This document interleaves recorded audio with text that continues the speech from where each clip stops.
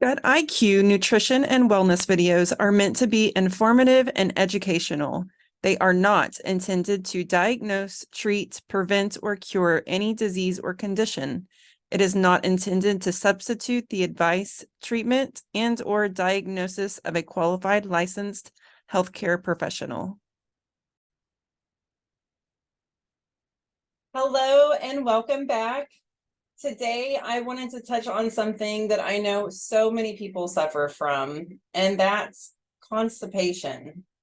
Constipation can be really embarrassing, really tricky, and honestly, quite frankly, I've been to the ER for constipation before without even knowing that it was constipation. I was having severe pains. And this might be a little bit TMI, but I know a lot of people out there struggle with constipation. And it can wreak a world of havoc on your body and cause a lot of pain. And not to mention, it can cause the nutrients that you're eating to not be absorbed. So, and like I always say, you're not what you eat, you're only what you can absorb. And so today we're going to talk about that a little bit more. So if you're someone that struggles with constipation and bloating, a lot of people that are constipated and bloated seem to deal with high levels of stress. And that's definitely not by coincidence. So we're going to talk about a little magic potion today that can help with constipation. The magic potion starts with a W, ends with an R. Well, I'll just go ahead and tell you, it's water. And so another thing that kind of comes into play, and it's something that, none of us really drink enough water.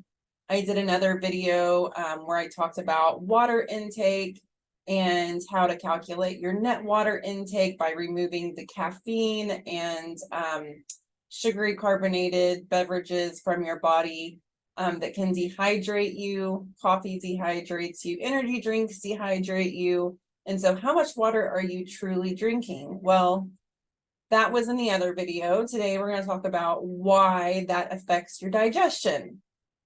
So, and this is great, y'all, because this is definitely helping me. I am getting ready to take my final exam this weekend on my gut intensive courses.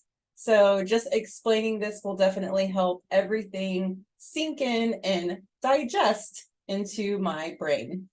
So when we don't drink enough water, basically our bodies don't have the right pH. We don't have the right pH in our mouth. We don't have the right pH in our stomach. We don't have the right pH in our small intestine, our large intestine, and all of those things have to run at different pHs, and they all have to be in balance in order for the digestion and nutrient absorption to take place. So when we don't drink enough water, we kind of have like this mucosa lining on our gut, and it helps things kind of like move around, and it protects. It's almost like a barrier. Think about like whenever you put like Vaseline on something, it kind of just like coats everything and keeps it safe and protected, because we want our gut to be safe and protected, right? Yes. Okay. So if we don't have the right amount of water, then our body can't make the right amount of mucosa, that protective lining. And so what happens is that because the stomach acid is so acidic, which it needs to be to start breaking foods down, right? But then if you have that super acidic environment and there's no mucosa lining, what happens is it actually gets onto your stomach and creates ulcers and gastritis. I've definitely had those, and I know lots of people that deal with ulcers and gastritis. And so a lot of people that deal with those things are chronically dehydrated. They don't drink enough water.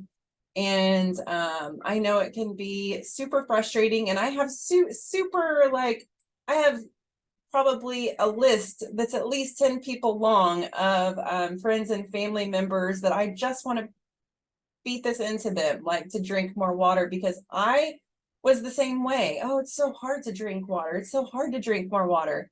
it is hard to drink more water, but this is what's happening in your body when you're not drinking enough water. It can cause ulcers, gastritis, bloating, and then whenever you have that chronic inflammation and everything going on, you're making yourself susceptible to Crohn's and colitis and colon cancer and SIBO and diverticulitis, like all of these things all kind of revolve around nutrient absorption and inflammation, and drinking enough water is definitely super important with that.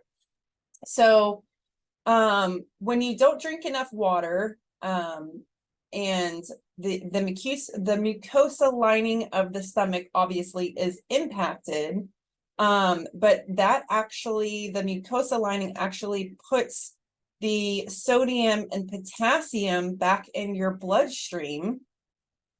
And so without that mucosa lining, there's just like, it's just like a domino effect, right? So you want everything to be protected, you want everything to be absorbed so that you can have those nutrients, because that's what fuels the energy in our cells. So if you're bloated, you're tired, you're fatigued, ask yourself, how much water are you truly drinking every day? Because maybe you feel a ginormous, it's like a ghost town over here, sorry about that. Whenever you fill your water, maybe you're filling it to the max every day, but are you drinking all of it every day? What kind of caffeine drinks are you having? How many cups of coffee? How many cups of tea? How many energy drinks are you having? So then we also know that, I think everyone knows that without water, when you're dehydrated, you can get constipated, right? So a lot of people, I know whenever I was super constipated, I'm like, oh, I'm constipated. Yeah, I need to drink a little bit more water, but I need to just down this fiber. So I was taking like a fiber supplement to try to make myself go. And the problem is that whenever you have too much fiber and not enough water, you can actually create blockages. And then those blockages and compacted food and stool that's in your intestines actually can create holes in our intestines. And we definitely don't want to create holes in our intestines that's leaking into our body. That is just a whole other thing that we just don't even want to get into. And maybe you are there. Maybe you do have holes, and so you're working on that repair. Water, water, water. So when it comes to fiber, there's two different types of fiber, which I think most people probably learned this a while ago, but it doesn't hurt to go over this and reiterate. There are soluble fibers and insoluble fibers.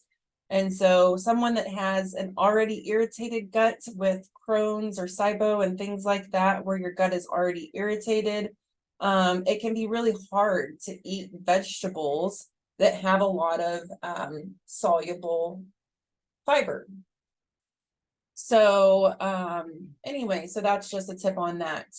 If you are stressed and bloated quite frequently, you're probably not making the right amount of enzymes. Some different ways that you can get enzymes, and I'll have another video on this at some point in the future. But some things that you can do would be to add digestive enzymes to your daily routine. I talked about a digestive enzyme that I take because I don't have a gallbladder that actually helps me break down the lipases or the fats. There are two other types of digestive enzymes that target, one targets amylase breakdown, which so it helps you break down your carbs. Then there's another one that is a protease enzyme that helps you break down your proteins. But if you don't want to get all fancy and get digestive enzymes, you just want to pick up something at the grocery store that will help you do this, look for raw or live foods. So you're gonna want to look for sauerkraut, pickles. You can also look for kimchi, kombucha. Some people can do the kimchi and kombucha. I can't because I can't do spicy. Those things don't settle well with my stomach, but I have tried to, I've started to try to, whenever I have time and I'm thinking about it, I've tried to start eating just like even a tablespoon of sauerkraut. They make all different kinds of flavors of sauerkraut now. I'm so surprised. They have like one that tastes like dill pickle, one that tastes like ranch and things. Just make sure it doesn't have any of like the fillers, you know, gluten, soy, that kind of thing. But there's so many options now. So if you can take like a live pro and prebiotic that can feed your gut before you feed your gut, then that will kind of help get things going. But the number one the number one thing that I want you to take away from all of this is the superpower of water. It sounds so simple. And even my mom, who went to the same naturopath doctor that I did, and the doctor had told her to drink more water. And, it's like, well, she just told me to drink more water. That was a really expensive way for someone to tell me to drink more water. And I know that can be really frustrating whenever you hear, oh, you should drink more water. It's so powerful, y'all. It's so powerful. And to all my friends that aren't drinking enough water, you should definitely drink more water. So, fun little scientific facts for you. I hope that helps you. I hope it encourages you to know why you need to drink more water. If you're stressed, you're bloated, water, digestive enzymes. So if you need help picking out some digestive enzymes, let me know. If you're already taking digestive enzymes, drop into the comments what you're taking, what you found that you love. I would love to hear from you. And as a reminder, if you could please do me a favor, whether you like the video or not, just joking, I'm sure you love the video. But if you could please do me a favor and like this video and any other videos that you find on my channel that are helpful to you.